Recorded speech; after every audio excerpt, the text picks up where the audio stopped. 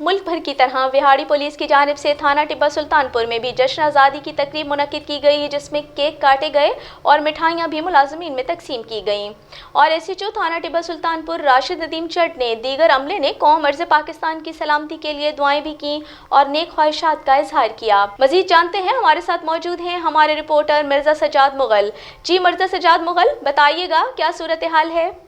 जी बिल्कुल, मुल्क भर की तरह बिहाड़ी पुलिस की जानब से थाना टिब्बा सुल्तानपुर में भी जश्न आज़ादी की तकरीब मुनक्किद की गई, जिसमें केक काटे गए और मुलाजमों में मिठाइयाँ भी तकसीम की गई, जिनमें एसएचओ थाना टिब्बा सुल्तानपुर चौधरी राशिद नदीम जट साहब, रंग इलाही सब inspector Mohammad Shahbaz, sub inspector Mohammad Asif, ASI Khalid Mahmood, ASI Chaudhry Abdurrahman, ASI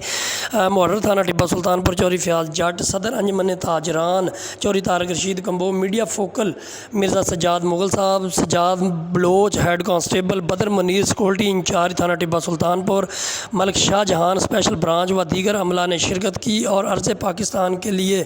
नेक ख्वाहिशात का इजहार किया और अर्ज़ पाकिस्तान व कौम मुल्क की सलामती की दुआएं मांगी गई।